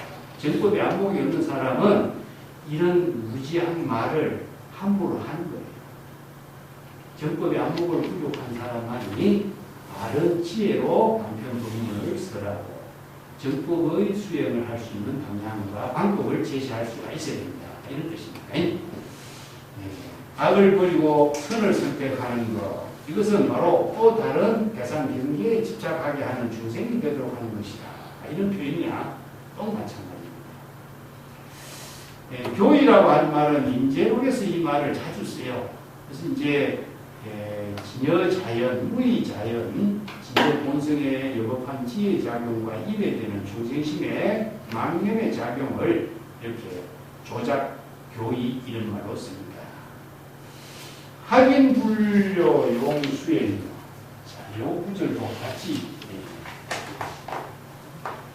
여기서 참 수행자들께 경책이 되는 좋은 공문을 하죠.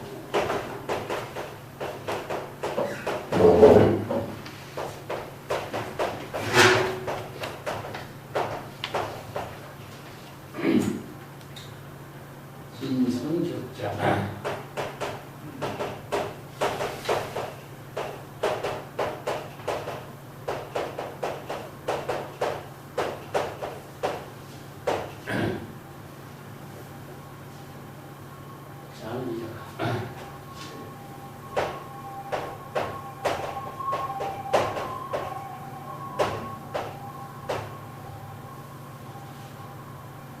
자, 요 네 문제를 전부 다 한 단어로 읽으셨는데, 수행자, 학위는 수행자는 아닌 삼선 수행자, 학위는 학도자, 학도인.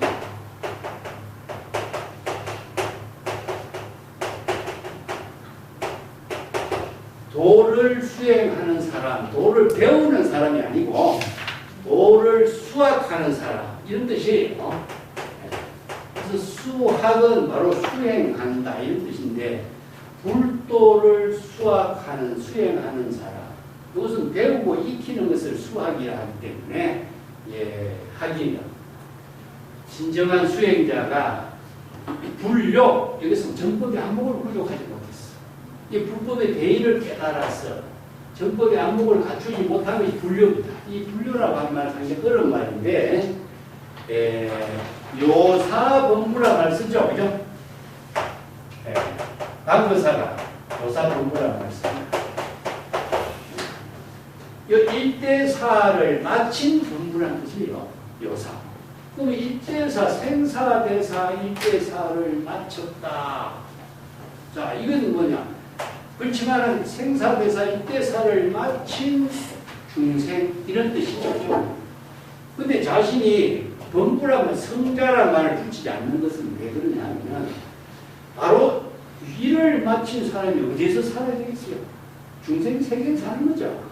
이 때문에 성자라든가 이렇게 훌륭한 재물이라든가 이런 말을 중국 선생들은 안 쓰죠. 자기는 납자라든가 산성이라든가 출가인이라든가 수행자라든가 세간의 중생과 똑같이 동사섭을 하는 그 모습을 이렇게 표현해요. 그래서 이게 왜 요사범부라고 쓰냐? 요사, 이때사. 그걸 다른 말로 하면 생사대사. 여기에 영가, 현가의 육조해능선사를 찾아가서 생사대사가 큰 일이다. 이렇게 문제를, 생사대사가 이때사 큰 걸로 제시하고 있죠. 생사대사 이때사를 마친 사람을 요사라고 해요. 그러면 생사대사 이때사가 어떻게 마치지? 응? 어떻게 마칠까? 하긴. 스승을 찾아가서 은하대오하는 거죠. 그죠? 스승을 찾아가서 은하대오합니다. 법문을 듣고 은하대오합니다. 이 은하대오하면은 생사대사 일대사를 마치게 되는 것으로 스승으로부터 인가를 받죠. 자, 여기서 은하대오하고 일대사, 생사대사를 마치면은 불지견이 부족된 사실을. 그래서 이제 불심을 깨달아 체득해서 정법의 안목을 부족한 사실을 도장을 찍은 것처럼 인가해 주는 거죠. 이심전심으로. 자, 스승이 제자가 은하대오에서 깨달아 체득했을 때 이심전심으로 법을 전한다 이런 말 쓰죠. 법을 전하는 것은 불심인을 전했다. 정법의 안목을 부족해서 불지견을 부족한 그 능력을 도장을 찍어서 인가해 주는 거예요. 그래서 그대도 스스로 정법의 안목을 부족해서 시절인연의 본분사의 일을 한편의 지혜로 창조하는 삶을 살 수 있는 능력을 갖추겠다. 이런 뜻이거든요. 그래서 요사는 생사대사를 끝마친 본분은 불지견 정법의 안목을 부족한 사람. 자, 여기서 확인이 불교는 뭐겠죠? 확인이 생사대사의 일을 마치지 못해서 정법의 안목을 갖추지 못한 경지에서는 이런 뜻입니다. 요 불교란 말로 줄입니다.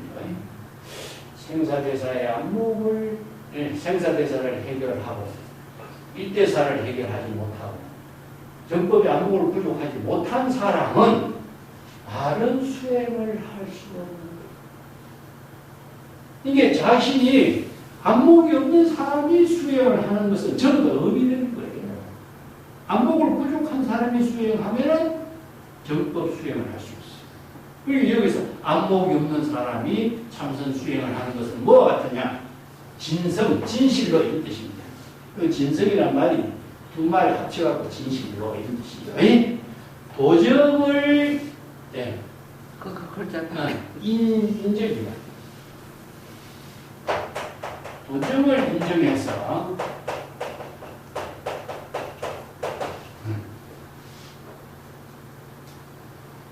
자기 아들을 삼는 거예요. 자, 자기 집에 자기 재산을 탕진하려고 훔치려고 하는 도정을 착각 오인해가지고 자기 아들로 삼고 있는 것과 마찬가지다.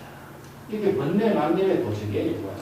번뇌망념의 도적을 불자로 진정한 불자 수행자라고 착각합니다. 이게 안목이 없는 사람이 중생심으로 업을 짓고 있는 수행이 진정한 수행이라고 착각하고 있는 거예요. 또 그 구절을 비유한 거죠. 그래서 안목이 없는 사람이 수행하는 것은 전부 다 뭡니까? 다 업이 됩니다. 생사, 번뇌, 망념에 업장을 짓는 일이 수행이라고 착각하는 거예요. 자, 여기서 아까 사교 입선으로 수행을 한다 하는 말도 궁극적으로 뭐죠? 사교 입선하는 것 자체가 전부 다 업을 짓는 거잖아. 안목이 없는 사람이 사교 입선하는 수행을 한다면 다 업을 짓는 일인데 그것이 자기는 평생 수행이라고 생각합니다. 마찬가지로 요 구절에 정법의 안목 일대사 인연을 해결해서 정법의 안목을 부족하지 못한 수행자가 참선 수행하는 것은 전부 다 진실로 도적을 인정해서 자기 아들로 삼고 있는 것과 마찬가지다. 생사유리하는 업장을 짓고 있으면서 진정한 수행자로 사는 것처럼 착각하고 한평생 헛된 세월을 보내는 것이다. 이와 같은 구절. 자, 이런 것은 정말 우리가 명심하고 주목해야 될 구절입니다. 최근담은 중국에서 그 선성들의 법문들을 많이 이렇게 참조해가지고 책을 법국인 같은 책으로 엮은 것이 최근담인데 여기에 선성들의 법문이 많이 들어있어요. 보고 듣고 자각하고 아는 것은 마음밖에 도적이요. 감정과 욕심, 의식은 마음 안에 도적이요. 너희 주인 어른이 깨어있어 몽매하지 않고 온심에 홀로 앉아있다면 도적은 변화해 집안 사람이 되리라. 여기 전부 다 선생들의 법문을 이렇게 정리합니다. 근데 망심이라고 해 버릴 것이 있는 것도 아니고 버릴 것이 없다면 또한 취해할 것도 없는 것입니다.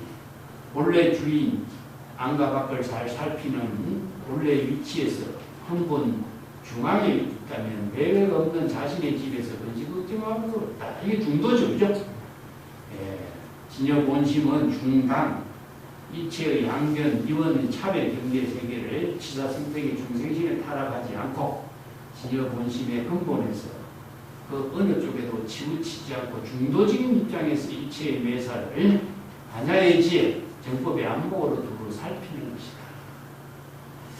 그러니까 이 도적을 아들로 인정한단 말은 수능경에 나오는 말인데 뭔가기에도 이 구절을 그대로 쓰고 있어요. 중국 사람들이 사용하고 있는 비유법이에요.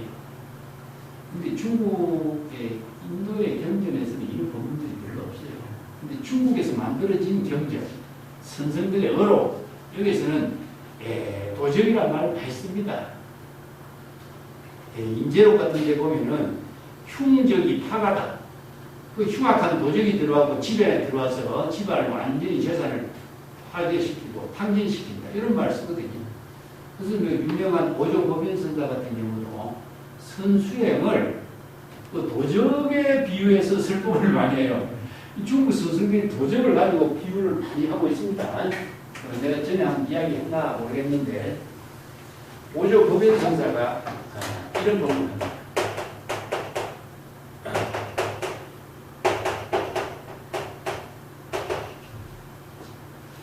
선수행을 어떻게 해야 됩니까? 참선수행은 도적질하는 법을 가르치는 것과 같다 이렇게 가르쳐요. 그래서 이제 도적질하는 법을 어떻게 가르치는가? 이걸 이제 예를 들어가고 설법을 하고 있는데 오죽보면 있어서 어려워요. 어떤 나이가 많은 늙은 노도적이 자기 아들에게 내가 너에게 가르쳐줄 수 있는 것은 도둑질하는 것밖에 가르칠 필요 없다. 내가 나이 늙어서 이제 도둑질을 할 수가 없으니까 도둑질을 하는 법을 내가 너에게 전수하겠다. 이렇게 법문을 하는 거예요. 그래서 아들을 데리고 부잣집에 데리고 들어가서 이제 도둑질을 하는 법을 가르치는데 보물창고의 방 속에 저 안에 들어가면은 보물창고 강의 안에 어떤 보석이 어떻게 있다 하는 것을 아들에게 가르쳐주고 나는 밖에서 방을 볼 테니까 너는 그 광에 들어가서 보물창고에 보물을 의뢰하고 해라. 나는 밖에서 가만히 봐주겠다. 그래서 이제 아들이 이제 보물창고에 들어가서 보물 훔치고 들어갔는데 아버지가 보물창고에 문을 빵 닫아버리고 도적이야 하면서 큰 소리를 치버린 거예요. 이렇게 아버지가 도적이요 큰 소리 치니까 그 하인들이 전부 다 도적이 온 줄 알고 튀어나올 거 아니에요. 이렇게 자기 아버지는 그렇게 큰 소리 치고 나서는 이제 우물 속에 돌멩이 하나 쿵덩 던지고 하인들이 우물에 빠졌느라 싶어서 우물을 찾아보는 사이에 단장을 넘어서 집으로 되돌아와서 있어요. 근데 아들은 어떻습니까? 굉장히 원망스럽죠. 아버지가 어떻게 아버지가 아들에게 이렇게 공붕에 취하도록 할 수가 있느냐, 이런 생각이 들고 원망한 생각이 들고 하는 사이에 무엇보다도 더 급한 게 뭐겠어. 여기서 도적으로서 하인들에게 들키지 않고 보물을 잘 훔쳐서 갖고 나갈 궁리를 하게 되겠죠. 궁리를 하는 거예요. 그래서 이제 도적이 하인들이 들어오니까 자기가 쥐가 나무를 깎는 소리를 듣는 거예요. 그러니까 지가 있나 보다 하고 이제 하인들이 문을 닫고 가버린 거예요. 그 사이에 이제 보물을 훔쳐가지고 그 집에서 빠져나오고 집으로 오니까 아버지는 방에서 담배를 뿜뿜 피우고 있더라. 그래서 아들이 아버지한테 가서 어떻게 아버지가 이렇게 아들을 공궁에 취하고 이렇게 홀로 담배를 피우고 여유 있게 지낼 수가 있습니까? 이렇게 하니까 아버지가 다짜고짜 너 어떻게 도망 나왔느냐? 이렇게 아버지 질문에 급하니까 따지지도 못하고 이렇게 해서 도망 나왔습니다. 하니까 이렇게 도적으로서 자기가 갇혔다. 인간의 주분인 거예요. 이와 같은 이야기가 선생들이 제자 교육에 도적을 가르치는 교육과 같아요. 자, 여기에서 설명을 어떻게 도둑질을 하라는 것이 아니고 본인이 그 어려운 공궁을 사유하고 상황에 맞춰서 시절 인연에 따라서 자기가 해야 할 일이 무엇인가를 판단하고 방편의 지혜를 개발해서 독자적인 지혜로 그 능력을 발휘하고 또 도둑질하는 힘을 스스로 찾는 거죠. 이게 마찬가지다. 참선 수행은 스승이 가르치는 것도 아니고 스승이 건네주는 것도 아니다. 깨달음을 제시해 줄 수 있는 것도 아니고 홀로 본인이 사유하고 참고해서 그 경지를 깨달아 정득하는 힘만으로 없다. 무슨 냉난자지라 물을 마시고 찬물 더우면 본인이 그 확인한다. 그래서 이런 법문들이요 중국 스승들의 어록에 많이 나와요. 그래서 임재록에도 이런 말, 이게 뭐냐, 임재록이 유명한 법문이요, 밝은 대낮에 도적질하는 사람이 되라, 이런 법문을 해요. 밝은 대낮에 도둑질을 아무도 안 하잖아. 밤에 도둑질 하는데.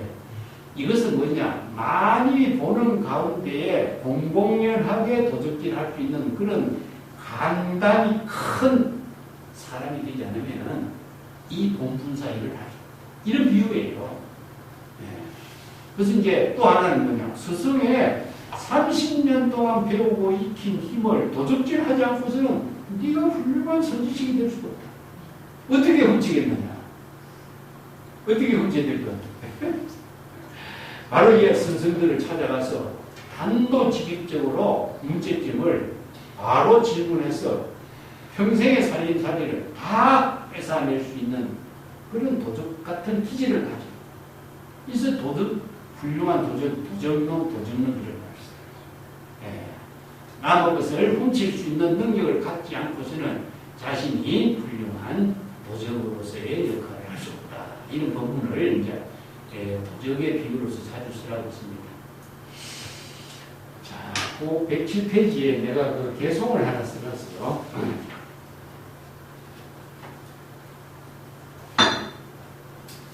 그 장사, 견장, 선사의 유명한 법문인데 이 구절이 너무나 유명해요. 그래서 항상 명심해야 될 구절이에요. 학도지는 불식지이에요. 불도를 수행하는 사람이 불법의 진실을 잘 알지 못하고 있다. 이건 뭐냐면 정법의 안목을 부족하지 못하고, 이 진실을 알지 못한다 하는 것은 요와 똑같아요. 하나님이 불교 용수행이라 정법의 안목을 부족하지 못하고 수행하는 것 같아요. 요거 진실을 알지 못하는 불법의 대의, 불법의 핵심, 정법의 안목을 깨달아 체득하지 못하고 있다. 이런 말이에요. 종전의 자의식으로 대상 경계를 분별하는 중생심의 번뇌 망심을 자기 진여 본심으로 착각하고 있다. 이것은 생사 번뇌 망념에 윤회하는 업장이 되는 근본인데도 중생의 번뇌 망념을 어리석은 사람은 자기 본래의 법심, 불심의 지혜로 착각하고 있다. 자, 이게 바로 안목이 없는 사람이 중생심을 불심으로 착각하고 사는 거나 마찬가지다. 이 도적을 아들로 착각하는 거나 중생의 업장을 짓는 번뇌망령을 진여 본심으로 착각하는 거나 마찬가지죠. 이게 바로 무엇의 문제점이냐? 불식진이야. 진실을 알지 못해요. 진실을 알지 못하는 것은 정법의 안목을 부족하는 능력이 없다. 열애의 실지실견, 불지견, 정법의 안목을 부족하지 못한 수행자는 이러한 착각 속에서 평생 헛된 세월을 보낸다. 이런 뜻이죠. 예. 오늘 이렇게 착각해.